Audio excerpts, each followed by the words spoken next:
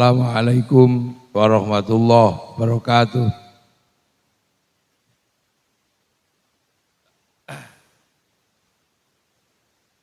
Bismillah, alhamdulillah, wassalatu wassalamu ala rasulillah Sayyidina Muhammad ibn Abdillah wa ala alihi wa ashabihi wa azwajihi wa dzurriyyatihi wa ahli baitihi wa man tabi'ahum bi ihsan ila yaumil qiyamah. Para alim, para ulama, para kiai yang saya hormati, keluarga besar Bung Karno yang saya hormati, para pejabat yang hadir yang saya hormati, seluruhnya semuanya, para hadirin wal hadirat yang berbahagia. Ini kita ini ngekholi nek cara wong Jawa niku. Niki danyange Indonesia. Lah ya. Danyang nek cara. Meng danyange Indonesia. Jadi kalau Bung Karno kan menggali Hasanah Nusantara sehingga jadi Pancasila. Nah, khol ini tak galikan dikit, mundur ya. Mundur tak geduk no. Ya, Eri. Tak geduk no, tak galikan ke belakang. Jadi Bung Karno itu kalau dalam bahasa orang Blitar ini danyang. Danyang Indonesia. Jadi orang dulu. Kalau bahasa modernnya ya founding fathers, pendiri bangsa. Iku lek Jawane iki danyang. Cuma nek danyang itu biasanya kelas kampung. Kelas desa, pendiri desa itu. Itu danyang. Karena apa? Kita ini jadi khol kayak begini. Ini khol ini. Ini khol ini biasanya kan tradisi kaum muslimin.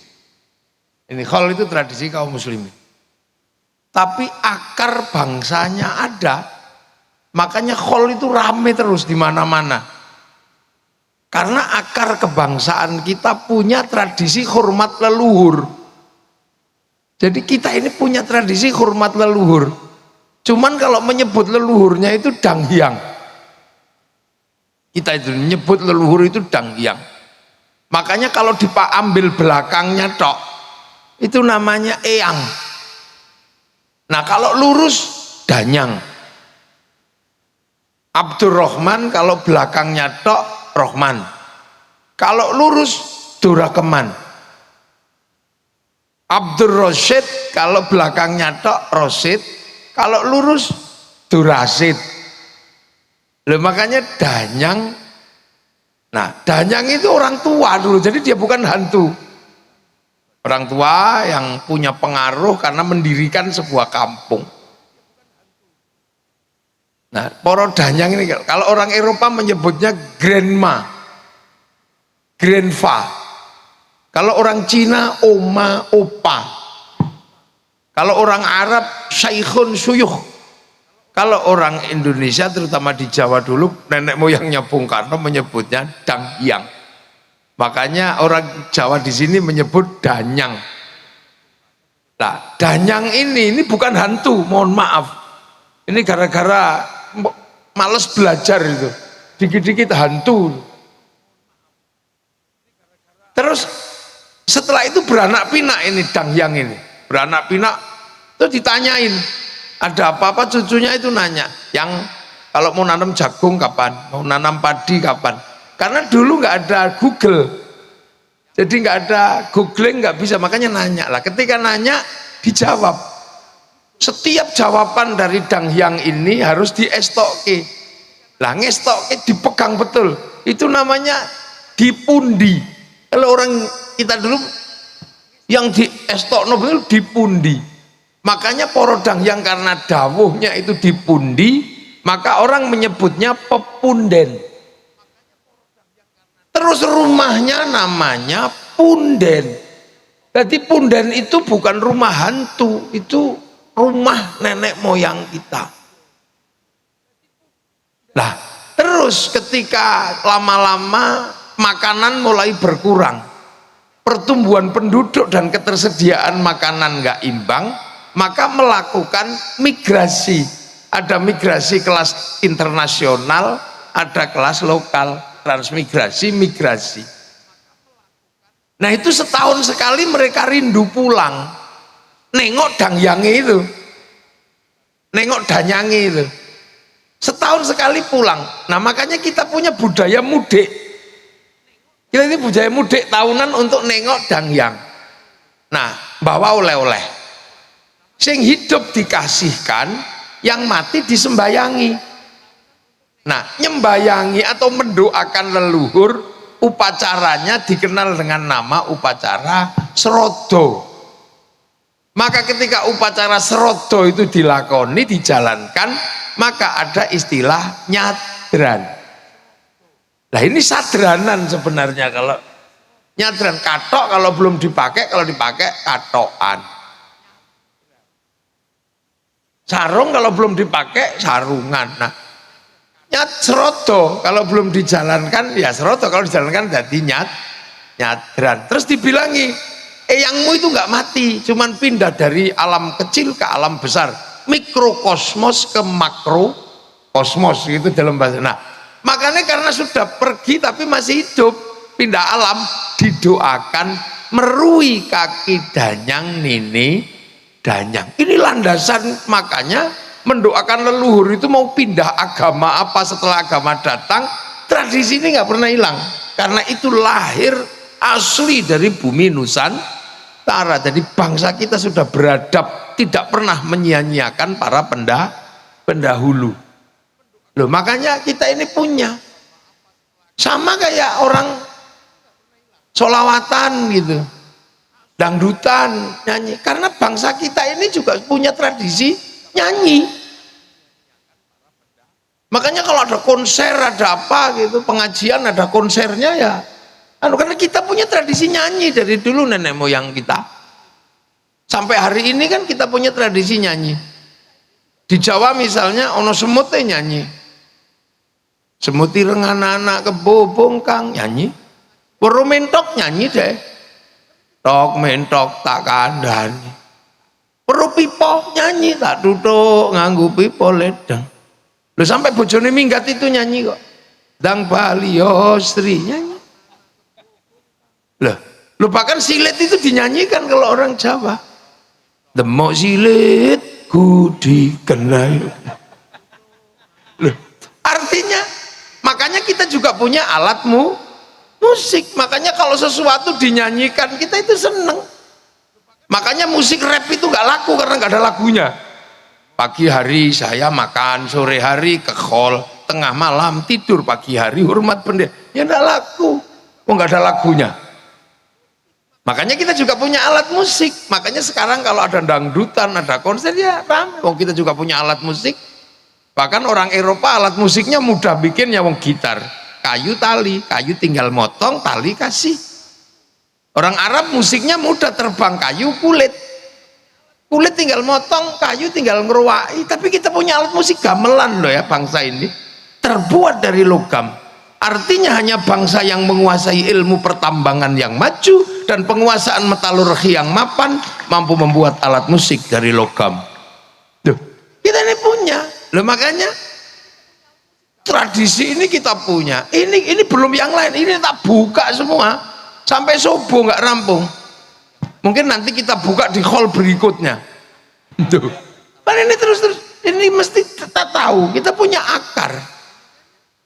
Nah, terus terkait dari danyang tadi yang serodo nyadran. Terus Islam kan datang ini ke Nusantara. Islam datang ke sini mengajarkan hal yang sama. Kamu jangan lupakan para pendahulu. Ya, kamu jangan lupakan para pendahulu. Sebut dan doakan. Walladzina ja'u min ba'dihim yaquluna rabbana ighfir lana wa li ikhwanina alladzina sabaquna bil iman. Kamu jangan lupa bahwa orang-orang yang dulu bawa iman kamu doakan. Loh makanya danyangnya Rasulullah. Rasulullah itu yang dua danyang, ojo salahna. Rasulullah itu punya danyang di Mekah sana. Yang buka hutan Mekah itu siapa? Nabi Ibrahim. Nabi Ibrahim ini yang buka hutan Mekah tadi, dari nggak ada apa-apa ditempatkan anak cucunya. Rabbana inni askantu min dzurriyyati biwadin ghairi dzi zar'in 'inda baitikal muharram. Ketika berdoa kakinya ada tapak kakinya. Itu diabadikan sampai hari ini, nggak dihilangkan. Terus berdoa lah, ini Nabi Ibrahim berdoa, Rabbi ja'al hadza baladan aminan. Ya Allah, jadikanlah negeri ini negeri yang aman. Maka sampai hari ini kita umatnya Rasul diajarkan jangan lupa Nabi Ibrahim. Makanya setelah Allahumma sholli ala sayyidina Muhammad, kita mesti nyebut kama shollaita ala sayyidina Ibrahim wa ala ali sayyidina Ibrahim fil alamina innaka hamidum majid. Ini wa ala ali Ibrahim nggak pernah, dan yang itu disebut. Nah makanya kita ini mencoba meniru bahwa kita punya pendiri bangsa, punya founding fathers, Bung Karno, tapi sejarahnya bisa ditafsirkan oleh banyak. Makanya kalau kemudian wali kota dan keluarga besar mau bikin hall secara terbuka, ini pas. Karena apa? Pendiri Indonesia tidak boleh dilupakan. Founding fathers Indonesia jangan sampai dilupakan. Jangan sampai anak-anak kita ini nggak ngerti. Jangan sampai. Nah, cuman kalau Islam kan tidak, Nabi belum disebut. Makanya kita diajarkan ziarah kubur.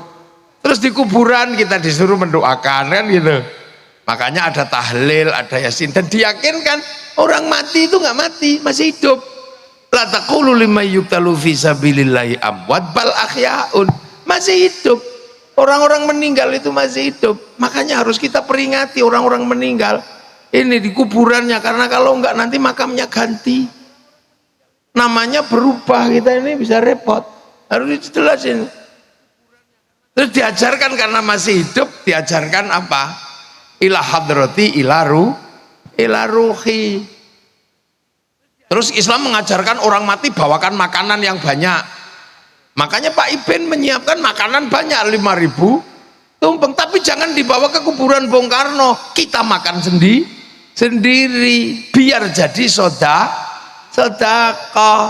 Makanya kemudian muncul istilah sodakoh untuk memberikan apa? Kiriman kepada orang yang sudah meninggal, sehingga serodo nyadran klebon kemasukan istilah sodakoh. Maka kemudian ada istilah sedekahan. Sodakoh dijalankan jadi sedekahan. Berhubung sing meninggal wis di dalam bumi, maka kemudian juga ada istilah sedekah bumi. Begitu ada makan, kiainya pasti doanya Allahumma barik lana, Allahumma barik lana, Allahumma barik lana. Lah kok tiba-tiba setiap ada makanan kiainya datang doanya Allahumma barik lana. Maka kemudian karena burak-barik akhirnya makanan datang, ada yang menyebut barian, ada yang menyebut baritan.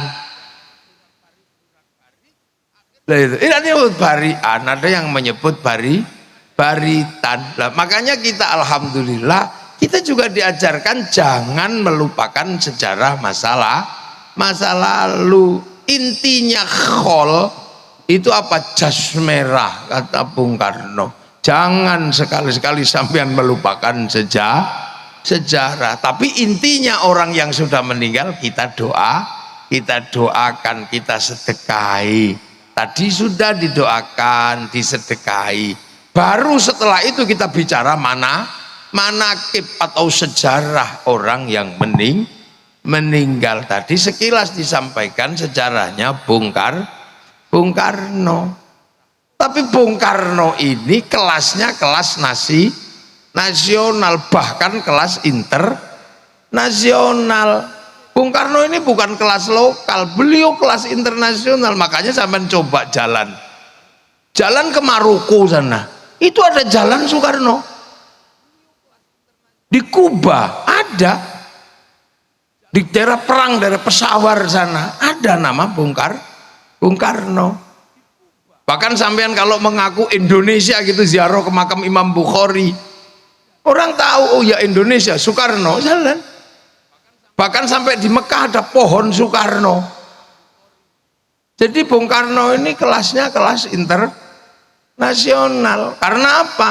Karena nation state yang beliau bangun berjejer dengan nation state negara lain. Karena Bung Karno yang pertama berbicara bagaimana membangun bangsa. Ini gimana cara membangun bangsa? Karena bangsa kita ini kan sudah bangsa yang sudah utuh, sudah kuat. Sebagai nation kita ini sudah jalan sebagai bangsa. Kita mengenal bangsa Singasari, kita mengenal bangsa Majapahit. Bahkan bangsa kita bukan bangsa yang main-main. Makanya Bung Karno tidak pernah melepaskan bagaimana menggali masa lalu. Karena kita punya kekuatan untuk bikin bangsa dan negara. Berbicara tentang strategi politik, kita punya kitab Negara Kertagama.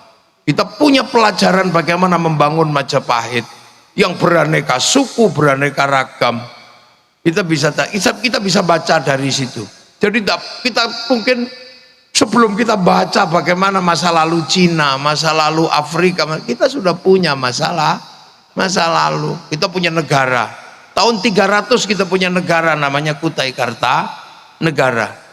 Tahun 500 kita punya kerajaan Kanjuruhan di Malang, sekitaran Blitar. Tahun 500 dikit kita punya kerajaan Kalingga dengan Ratu Sima. Di Palembang abad ke-7 sudah ada Sriwijaya. Jadi kita komplit. Ketika Rasulullah lahir tahun 571, kita sudah punya negara. Bahkan ketika dunia luluh lantak oleh Mongolia tahun 1250, sehingga Arab jatuh ke Mongolia, Cina jatuh ke Mongolia, Eropa jatuh ke Mongolia, maka ketika Mongolia mengarahkan armada multinasionalnya ke Nusantara, apa kita takut sama mereka? Enggak. Apa yang terjadi? Kita lawan mereka. Kertanegara motong kupingnya Menci, sehingga mereka mendatangkan pasukan, dilawan oleh ekspedisi Pamalayunya Kertanegara. Hasilnya apa? Mongolia kalah di Selat Malaka. Satu-satunya bangsa yang pertama kali mampu mengalahkan Mongolia itu bangsa Nusantara, namanya Singasari. Jadi makanya jangan heran ketika Belanda kok ngajak perang, rampung. Salahnya Belanda itu ngajak perang. Salahnya penjajah itu ngajak perang. Lupa bahwa bangsa ini jago perang. Coba kalau Belanda itu tetap stabil dengan perdagangan, mungkin kita nggak akan merdeka. Belanda itu strategi tetap dengan gaya VOC gitu ya. Terus misalnya dagang, ya rugi-rugi dikit, atau badi-badi dikit, mungkin kita juga masih dengan politik divide et impera. Tapi begitu dia ngajak kelahi, dia lupa bangsa ini dari dulu tukang kelahi. Makanya jangan sekali-sekali kita ngajak kelahi orang Indonesia, habis sampean. Lah ya kan? FPI begitu ngajak kelahi, habis sama bangsa Indonesia. Tadinya aman-aman saja karena gak ngajak kelahi, maka bangsa ini jangan diajak kelahi. Karena begitu sekutu ngajak kelahi di Surabaya, apa bangsa ini takut? Enggak. Dan sebagai catatan, satu-satunya bangsa yang merdeka karena perang dengan penjajahnya hanya Indonesia. Jadi salahnya Belanda aja ngajak gelut. Makanya kalau di Indonesia ada orang kok dikit gitu, ya mesti kalah wong kene iki tukang gelut cilik-cilik. Ya ta. Surabaya kalah cacak menang cacak. Duh iya. Makanya kita ini jangan diajak kelahi. Jadi di Indonesia itu jangan ngajak kelahi lah. Karena kalau ngajak kelahi nggak ada yang lebih kuat. Salahnya Belanda itu ngajak kelahi maka dilawan di Surabaya. Sekutunya diprovokasi ngajak perang. Nah, situasi-situasi yang seperti ini kemudian dirangkum oleh Bung Karno. Sejarah masa lalunya seperti apa, bagaimana penghuninya seperti apa, Ini terus dunianya seperti apa? Mungkin suatu saat mesti harus ada, kita baca di bawah bendera revolusi. Itu tulisannya Bung Karno yang luar biasa, yang luar dirangkum semua. Nggak ada satupun yang nggak dirangkum oleh Bung Karno. Mulai dari gerakan musik ya dirangkum di situ. Musik ngakek-ngok aja dipikir sama Bung Karno. Iya kan? Kemudian Islam Sontoloyo sudah dipikir sama Bung Karno. Jadi Bung Karno, Elvis Presley udah dipikir, Bung Karno mikir. Jadi Bung Karno ini kadang kalau kita baca ini orang memang tidak pernah mikirkan dirinya sendiri. Apa aja dipikir. Makanya ketika Bung Karno itu memikirkan sesuatu yang besar, ini Bung Karno menjadi traffic daripada nation state. Lalu lintas politik, lalu lintas ekonomi, lalu lintas agama bisa ditampung oleh Bung Karno. Kiai ngomong hanya ngomong agama, politisi hanya ngomong politik, budayawan hanya ngomong budaya. Tapi nation state butuh struktur yang paling mapan untuk menjadi traffic daripada pembicaraan seluruh anak bangsa, dan itu ada pada Bung Karno. Itu bedanya. Makanya sampean kalau mau jadi orang sekelas Bung Karno harus bisa menjadi traffic semua kepentingan. Kalau kemudian lalu lintas yang bisa lewat di kamu cuman orang yang seneng artis tok, ya kamu nggak akan ketemu dengan orang yang seneng patung. Orang yang seneng patung nggak akan lewat kamu karena kamu nggak suka patung. Orang yang seneng musik nggak akan lewat kamu karena. Nah, Bung Karno ini bisa menjadi traffic dari semua kepentingan bangsa. Walaupun beliau lahir dari politik etis, di mana Belanda memberikan hak pada pribumi untuk sekolah. Nah ini Bung Karno. Jadi ditinjau semua sama Bung Karno. Sejarahnya seperti apa gitu. Nah itu butuh. Nah untuk kebutuhan itu makanya kita bisa melihat Bung Karno berani mengambil sikap. Dan monggo Bu Sukmawati monggo.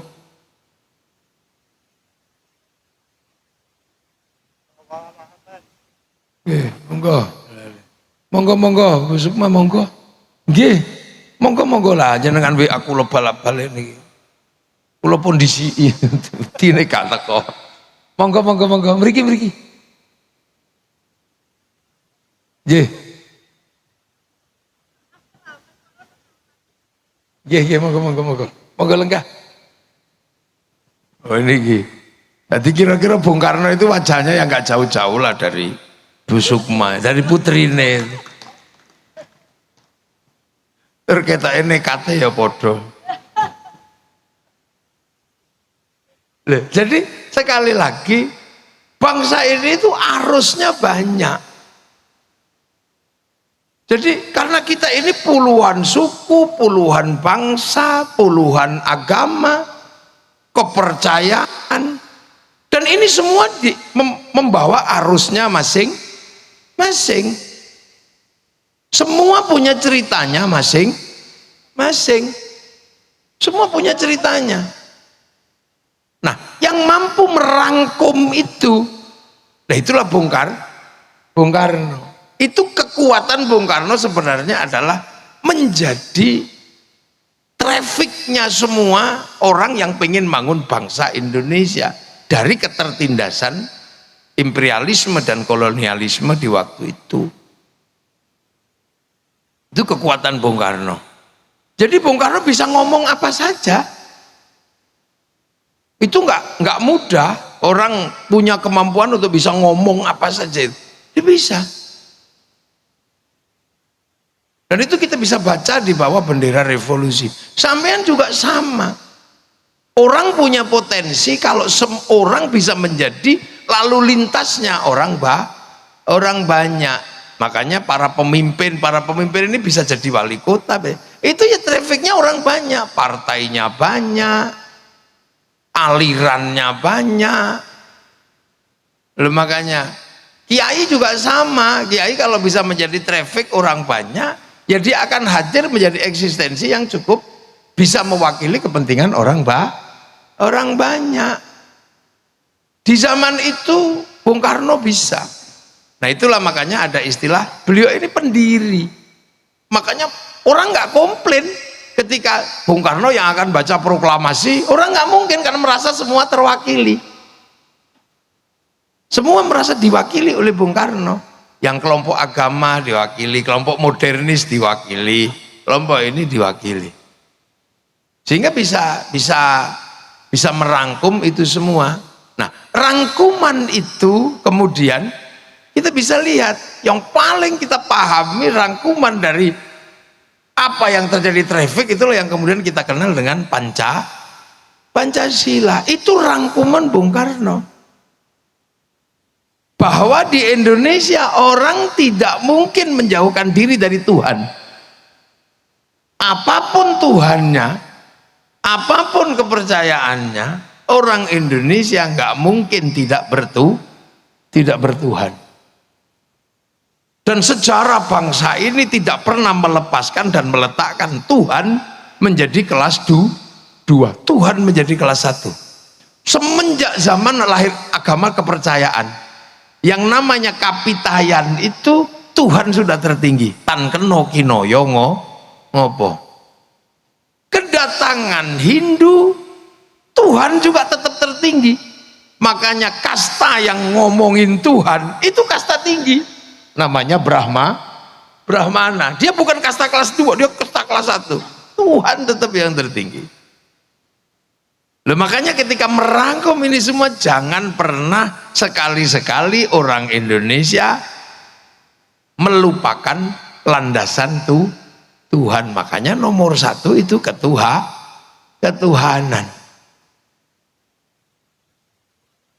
Nah, setelah ngurus urusan ketuhanan, jangan pernah melupakan bahwa urusan kedua adalah urusan manusia. Karena pergerakan dunia ini pasti karena manusia. Dunia ini ada dan kita bisa nikmati karena ada manusia. Kalau cuman sapi tok, itu dunia nggak bergerak karena sapi monoton. Kalau dunia itu hantu gitu, enggak, dia monoton. Tapi berhubung dunia ini manusia, ini nomor 1. Coba manusia yang kita lihat sederhana ini menggerakkan dunia. Bibir manusia itu menggerakkan pabrik lipstik, asetnya triliunan. Makanya semalam saya di PDI Jogja, saya bilang kalau bisa itu kita ini punya patung manusia. Jadi kalau bisa sampean itu di rumah itu punya patung manusia, bukan untuk disembah atau apa, tapi sampean hitung apa yang bergerak di dunia ini yang bersandar pada manusia. Kamu bikin patung aja manusia gitu, itu kepalanya itu menghasilkan industri topi, industri semir, triliunan di situ. Kopiah, topi, kemudian rambut menghasilkan semir, di dalam rambut menghasilkan kutu, kutu menghasilkan pabrik peditok. Loh, itu kalau dunia ini apa yang tidak bergerak dari manusia? Maka setelah urusan Tuhan, ini kuncinya di manusia. Coba, ada negara yang hidup cuma dari muka manusia, ada. Prancis, dia cuma hidup dari blush on, dari lipstick. Lihat gigi manusia melahirkan apa? Pabrik odol, pabrik sikat. Itu di kepala ini asetnya triliunan. Jadi kalau kita berbicara manusia, jadi ojo sembrono zaman dengan manusia. Cuman kadang kita nggak pernah mikir manusia, kita cuma begitu mikir kambing lupa manusia. PDI begitu mikir banteng lupa jangan.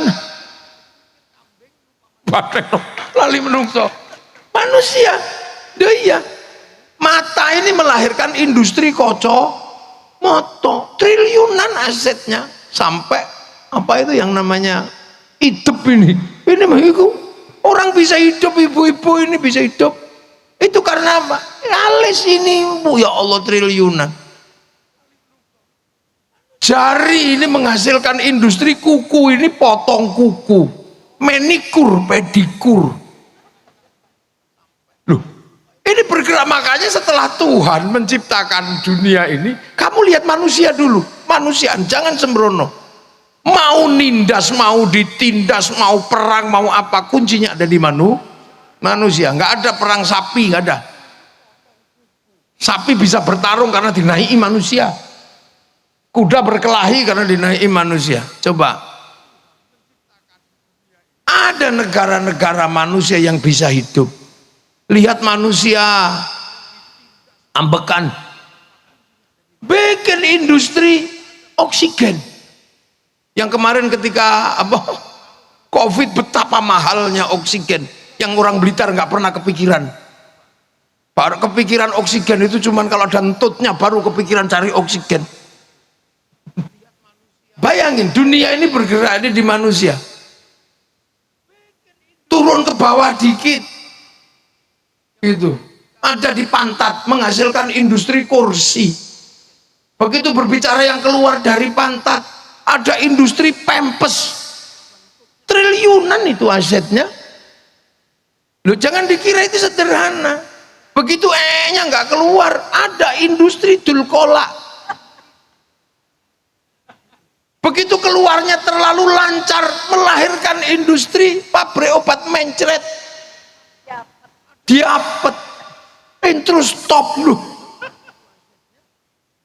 Modio loh, coba sampean naik dikit bagian depan, menghasilkan industri kondom. Loh, coba loh, itu industri. Jadi dunia ini bergerak itu di situ. Makanya kemanusiaan ini tidak boleh sampean tinggalkan setelah urusan Tuhan. Dan setelah itu sampean harus mikir. Makanya para pemimpin kepala daerah ini harus punya patung. Pak Ibin, lu santri kula niku Ibin niku. Kula sing ngomong niku mbiyen ning Jogja. Saiki dadi wali kota, ya wis top. Dadi muridku wis ono sing dadi wali kota. Top, makanya berapi-api.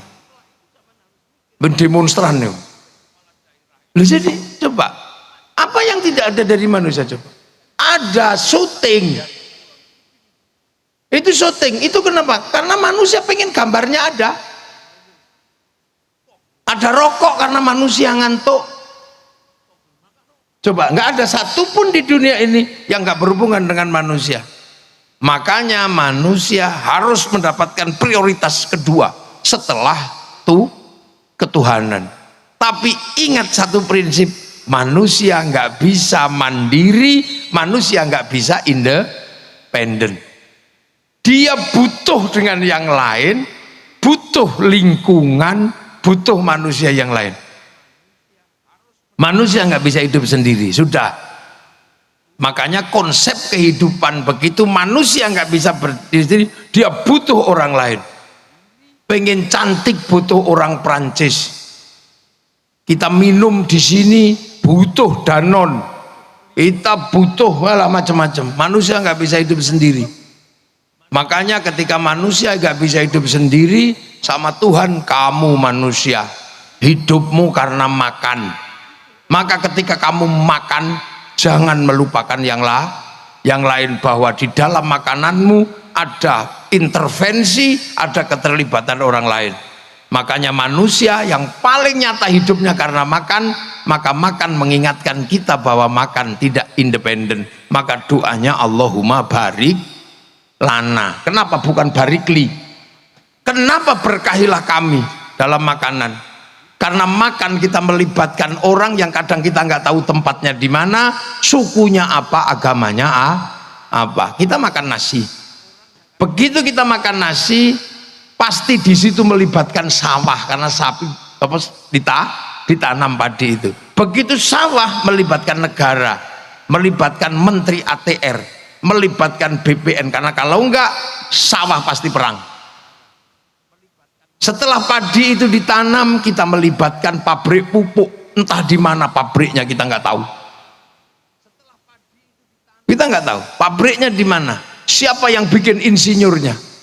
Begitu kita panen, kita melibatkan mesin pemanen. Begitu kita masak nasi, kita melibatkan pabrik kompor.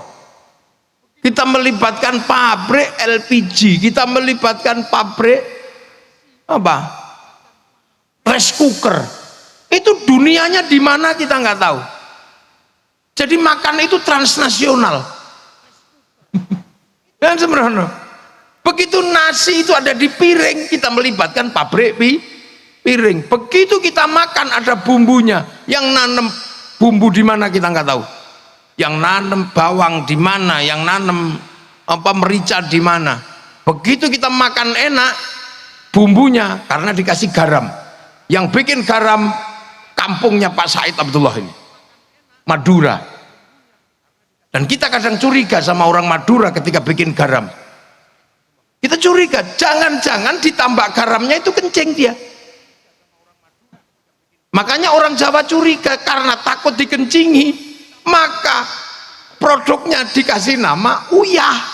Karena khawatir pas bikin nguyuh.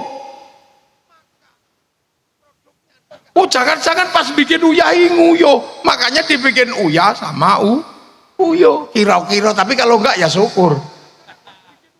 Ini di mana kita nggak tahu. Setelah kita makan kemudian kita ngambil anggur merah. Anggur merah bukan tanaman Indonesia. Dia kalau nggak Cina, New Zealand, Australia, Amerika. Itu berarti apa? Butuh impor. Kalau berbicara impor berarti butuh negara. Negara menunjuk Menteri Perdagangan. Menteri Perdagangan menunjuk eksportir, importir. Di situ pasti ada bill of lading, ada letter of intent. Ada obligasi. Loh, mbok kira menungso itu tanpa persatuan urip, ndak mungkin. Makanya di dalam agama sudah diajarkan tulang kehidupanmu adalah makan. Maka ketika kamu makan, jangan kamu lupakan bahwa ada intervensi, ada keterlibatan orang lain. Maka Allahumma barik lana. Maka agama pun ketika berbicara tentang kebenaran itu bersama. Makanya mayuridillahu bi khairan yufaqihu fiddin. Yang dikehendaki menjadi baik oleh Allah dikasih ngerti urusan agama. Ini tak ajak ngaji nahwu. Khaironnya di situ nakirah. Maknanya khairon kamilan, kebaikan yang sempurna. Baik sempurna bukan milik manusia, itu milik Allah. Makanya kalau ada manusia baik pasti nggak sempurna. Saya tanya sekarang, pasti baik, pasti nggak sempurna. Malam ini pengajian ini baik apa enggak? Nah kalau malam ini pengajian baik, yang paling baik siapa? Ayo, ya kiainya pasti. Ya pasti kiainya. Loh kalau pengajian ini baik, yang paling baik ya pasti saya.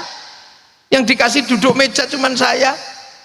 Yang lain kan sudah biasa punya kursi, jadi ya, dan punya meja lah. Saya kan nggak pernah punya meja, jadinya ya. Makanya tadi sampean dapat makanan di sini ya enggak, wis biasa untuk panganan. Loh, tapi saya nggak boleh mengaku yang terbaik, nggak boleh.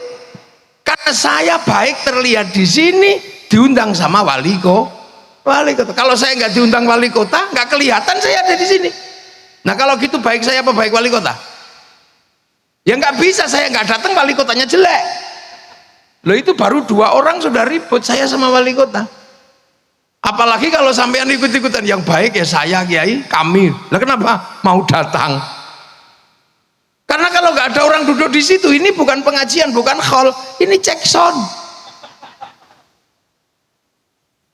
Loh, terus kata tukang sound yang paling baik ya kami, kiai. Lah kok nama? Nek soundnya tak pateni ya bubar katanya.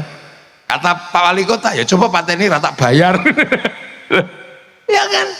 Ini menjadi indah karena ya ono sing masang tenda. Padahal biasanya yang suka masang tenda ini sholatnya juga nggak terlalu rajin. Loh, mana ada baik itu berdiri sendiri. Makanya orang kalau baik jangan mengaku paling baik, karena baik itu nggak independen. Makanya karena manusia ini nggak mungkin hidup tanpa persatuan.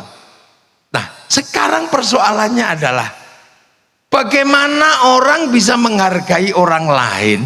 Karena manusia nggak bisa hidup dengan dirinya sendiri. Bagaimana manusia bisa menghargai orang lain yang ada dalam hidupnya?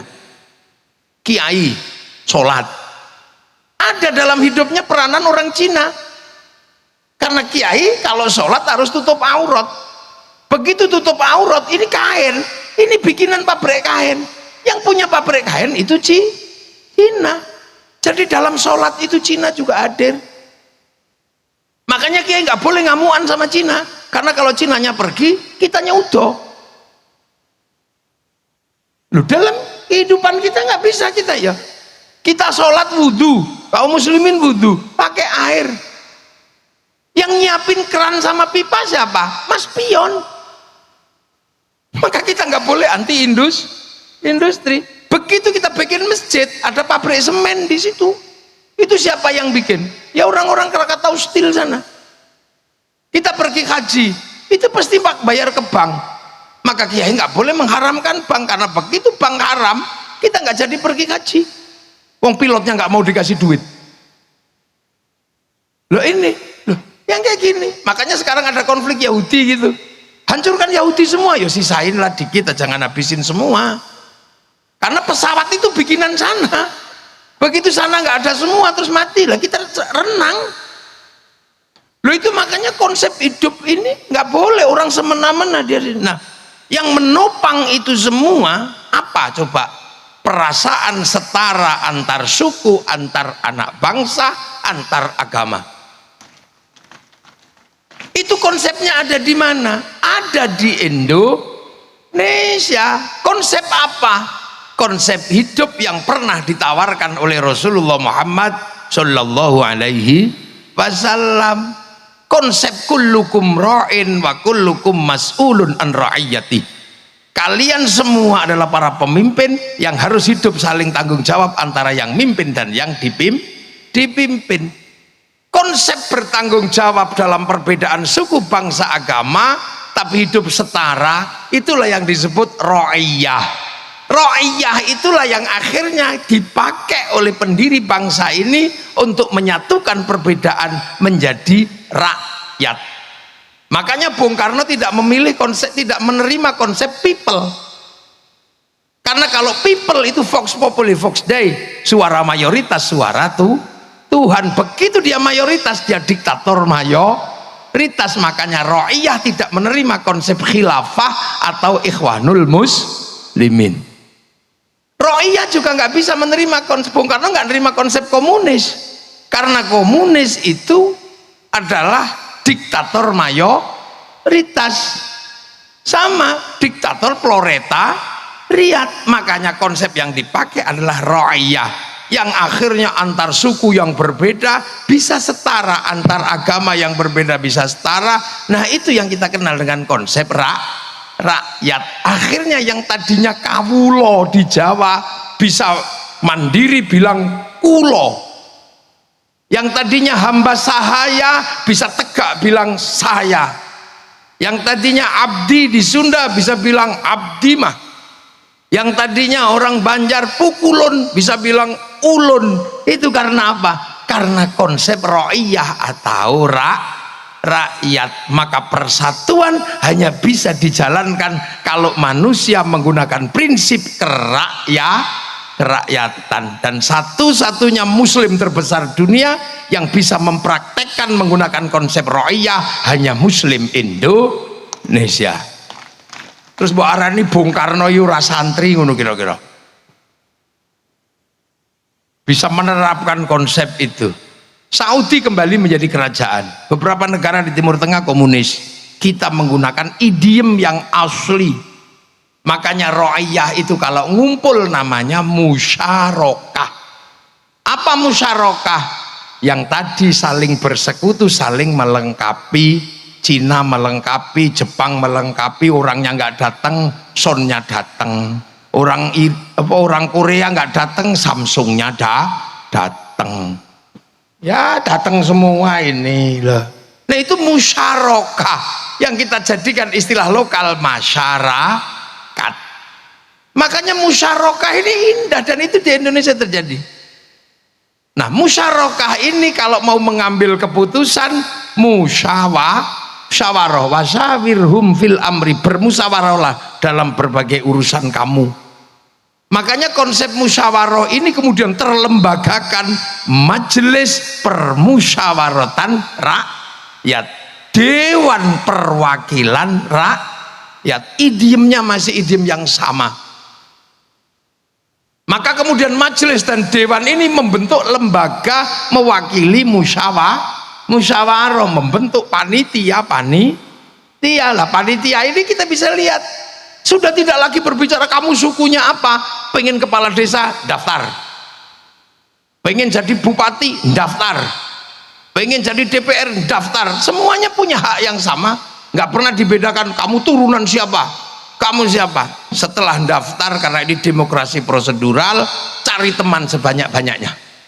Kalau nggak bisa cari teman sebanyak-banyaknya, beli.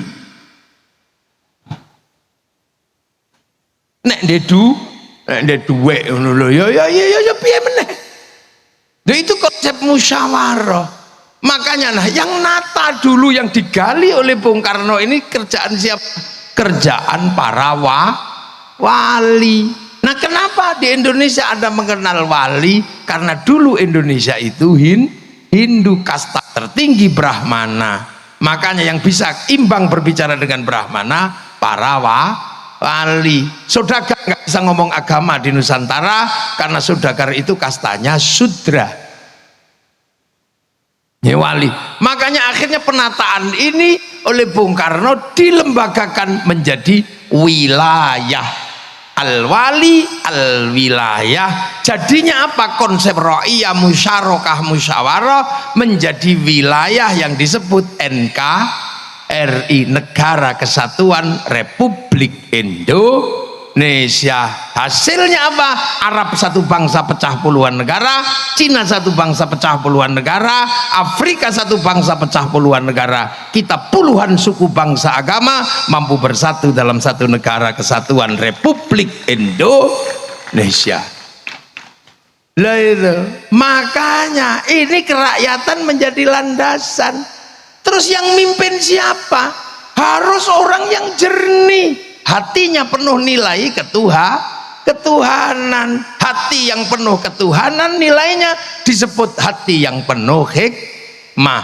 Maka kerakyatan aja bisa dipimpin oleh hikmah. Ini bahasa-bahasa padat yang luar biasa, yang saya nggak yakin orang sekarang bisa menggali bahasa yang padat itu. Oleh hikmah, kebijaksanaan. Ingat, kebijaksanaan. Karena apa? Tempat orang di mana-mana. Kalau misalnya presiden Indonesia asalnya dari Jakarta, kok yang diurusi Jakarta tok. Jadi Bupati Blitar itu asalnya dari Kecamatan Pelingi, kok yang diurusi Pelingi tok. Itu bukan bijaksana, itu bijak sini. Loh, makanya kebijaksanaan bukan kebijaksinian. Butuh permusyawaratan dengan konsep perwakilan, akan tercipta keadilan sosial bagi seluruh rakyat Indonesia. Loh, ini nggak ada lagi yang cerita sekarang, nggak ada lagi bahwa ini butuh darah dulu. Untuk tegaknya NKRI itu butuh darah. Jangankan NKRI, mendirikan bendera itu mati dulu orang. Yang sekarang harganya 15.000 mungkin, itu dulu mati teman. Karena ini negara, karena berhadapan dengan negara yang lain. Di Jogja takut biar gak ditembak itu kalau mendirikan merah putih, taruh dalam rumah. Belanda curiga tiangnya dikasih tebu, masih curiga tiangnya dikasih kelapa, masih curiga tiangnya dikasih pisang, masih curiga tiangnya dikasih kelapa padi, masih curiga bawa tumpeng. Begitu tumpengnya habis, padi mengering, pisang rontok, kelapa rontok, padi rontok, yang tersisa apa? Tinggal merah putih di dada kami anak-anak Indonesia. Begitu masuk Surabaya, masalah merah putih biru, Surabaya gak kena di kalah cacak menang Caca. Begitu merah putih biru disobek, hasilnya apa? Berapa ribu yang mati berkalang tanah itu demi berkibarnya merah putih. Sekarang merah putih udah nggak minta nyawa, cuma minta gini dok. Iku ono sing alasan musyrik, ono sing alasan bid'ah. Kayaknya orang itu di zaman perang kakek buyutnya mata-matanya Belanda itu. Jadi menjadi bangsa itu nggak kok terus kemudian idiom slogan dia diperjuangkan. Makanya ketika menjadi Indonesia ini ada yang berkalang tanah yang disebut pahlawan, ada yang disebut pejuang, veteran, itu semua bergerak kan gitu, itu semua bergerak dan itu dialami langsung. Bung Karno di penjara, dari penjara ke penjara, dari suka miskin, padahal Bung Karno itu kalau mau hidup enak gampang, wong orang pinter zaman segitu. Iya, orang pinter zaman segitu kan nggak terlalu susah, ikut Belanda aja udah beres jadi komprador.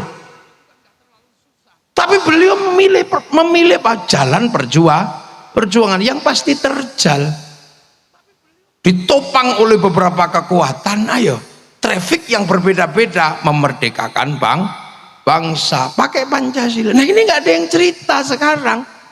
Amerika itu konsen dengan cerita seperti ini agar bangsanya tetap dikenang sebagai masa lalu oleh anak-anak masa depan. Kita bisa lihat betapa mereka konsen di film Hollywood, mulai dari Wild West sampai The Last of the Mohican. Dia ceritakan, bayangkan diganggu sama Vietnam, dia bikin Rambo 1 sampai 6.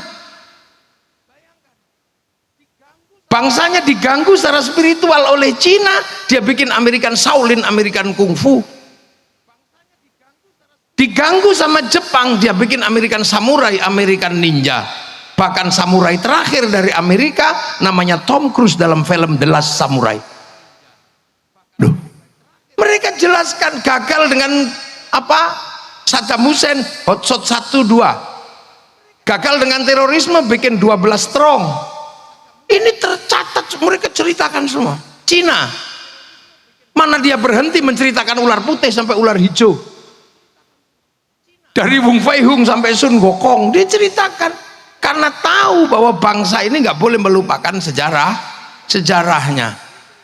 Dia ceritakan Jepang lebih berat lagi di Jepang, karena semangat membangun bangsa dengan menanggung beban luar negeri namanya dumping. Semangat Bushido diceritakan, semua diceritakan mulai Oshin sampai rezim Tokugawa dan restorasi Meiji runtuh, diceritakan dengan epik yang luar biasa dalam sebuah cerita Samurai X dengan tokohnya Rurouni Kenshin.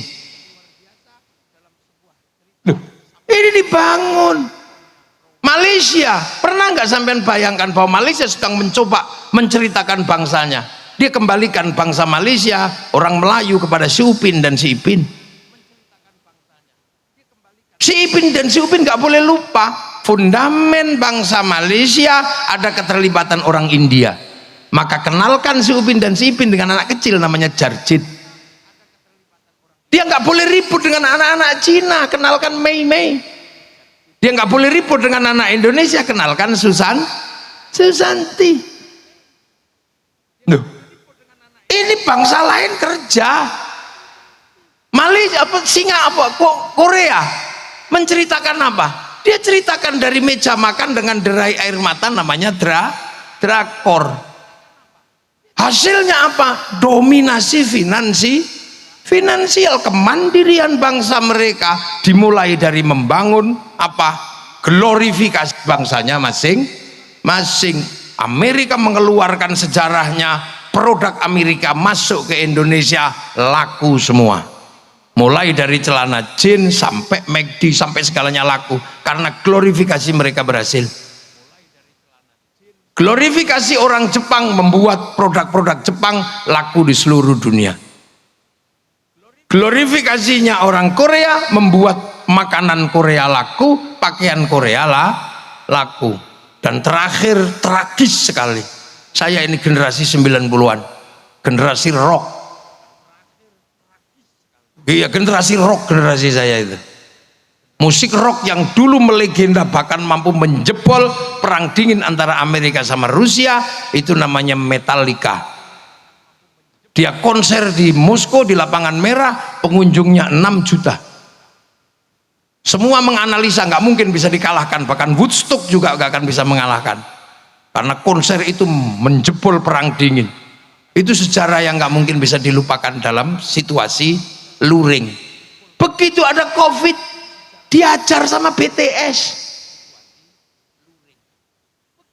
Sekali konser yang nonton 100 juta orang lebih, seminggu 4 kali, 1 tahun saya hitung pemasukan dari BTS yang ceng itu, 1 tahun pemasukan ke Korea 2.500 triliun. Kalah korupsinya Wilmar yang cuma 11. Loh, ini duit semua sampean, jangan dikira. Loh gitu. Makanya waktu itu Bung Karno begitu jadi bangsa, apa yang beliau pikirkan? Berdikari. Mari kita berdiri di kaki sendiri. Tapi tantangan terbesar Bung Karno adalah Hitler yang jatuh, 45 mati, 48 Jerman jatuh.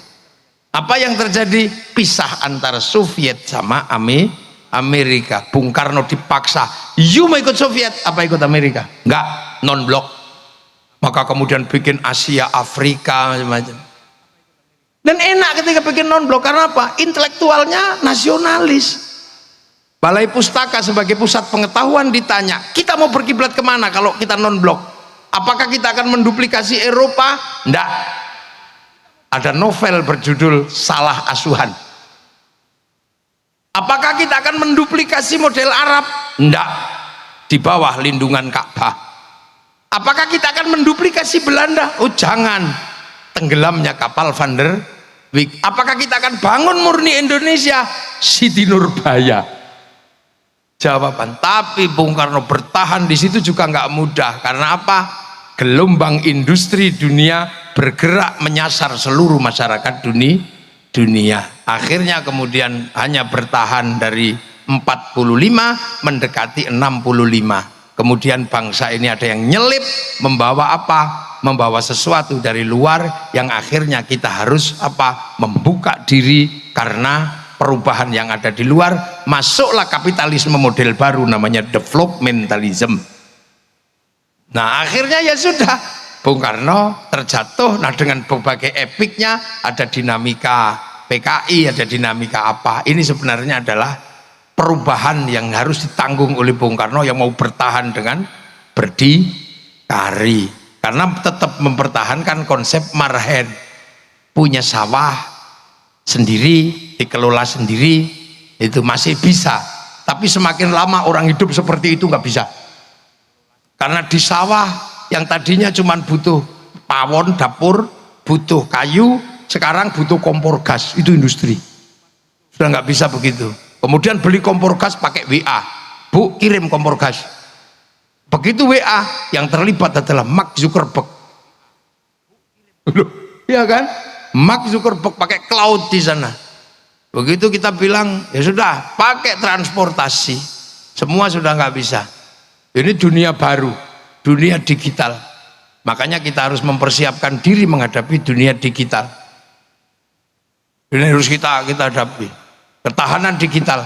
Yang paling mungkin nanti saya pesan kepada bapak-bapak yang dari Jakarta, ketahanan digital harus dimulai dari mana? Dari ketahanan kita memperjuangkan coding dan algoritma internasional kita. Kita punya huruf, tapi huruf nasional adalah huruf Latin, sehingga coding kita, algoritmanya adalah algoritma Latin. Cina nggak mau.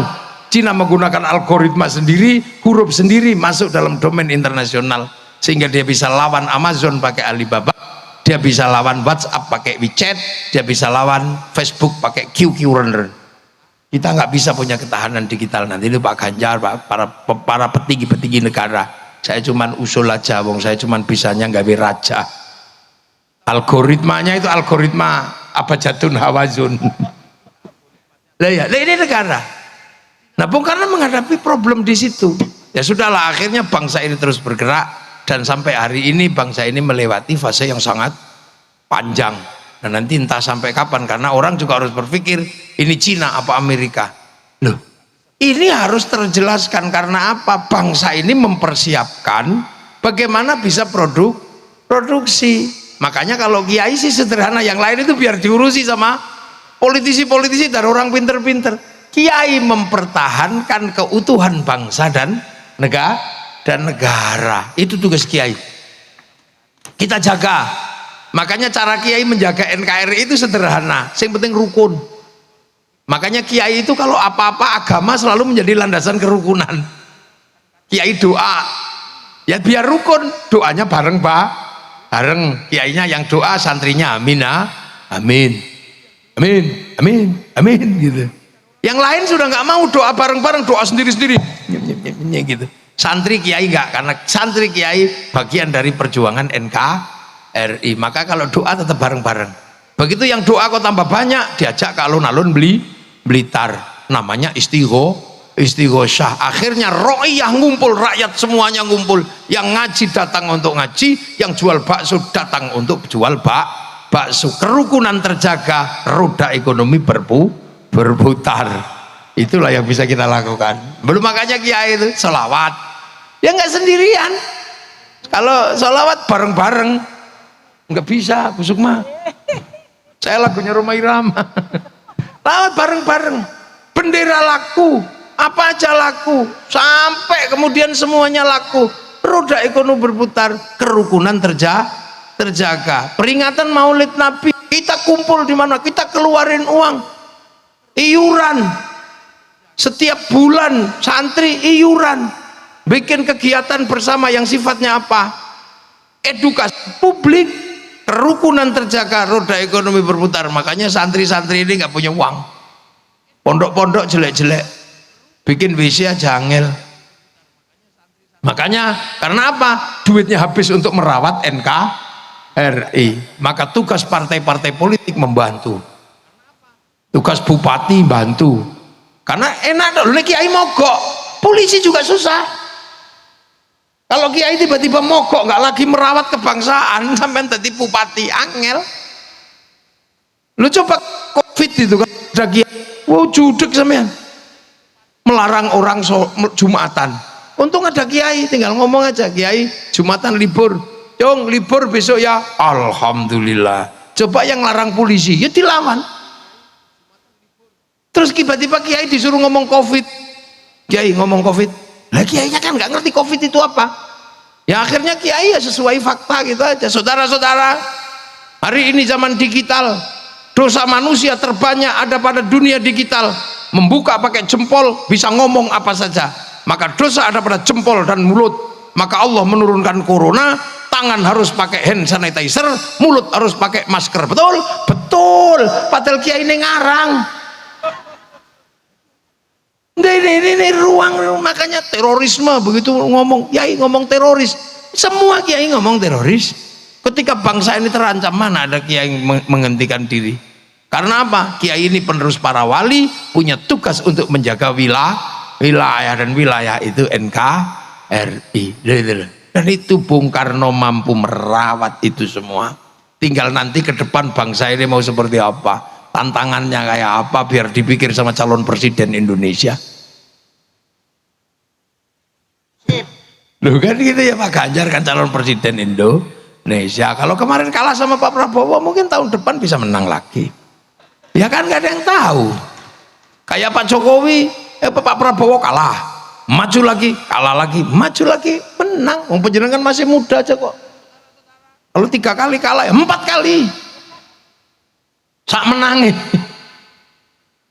Lah ya, santri-santri ini kan yang penting bagaimana NKRI ini terjaga. Makanya jangan salah bahwa konsep kebangsaan ini sinergi antara yang dibangun oleh Bung Karno dengan nalar bangsa Indonesia karena digali dari masa lalu ya. Amma ba'du. Dan ini baru mukaddimah saya.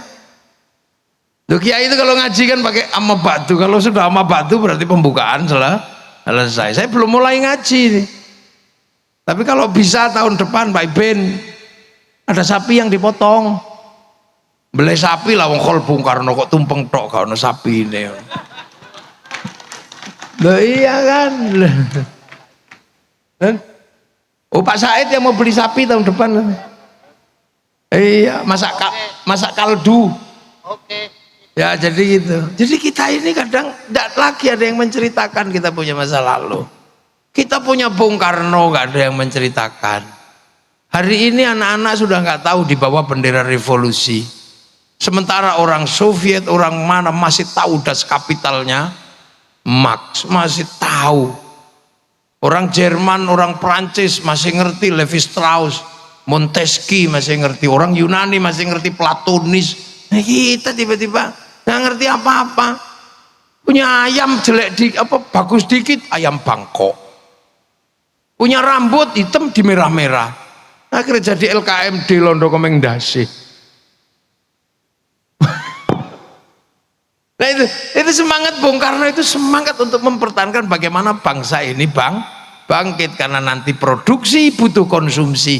Konsumsi terbesar itu berbanding lurus dengan rasa cinta pada bangsa dan negara. Makanya kita ini ngomongin bangsa dan negara, ngomongin Bung Karno. Semoga malam hari ini bermanfaat dan nanti bisa kita lanjutkan pada call berikutnya. Assalamualaikum warahmatullahi wabarakatuh.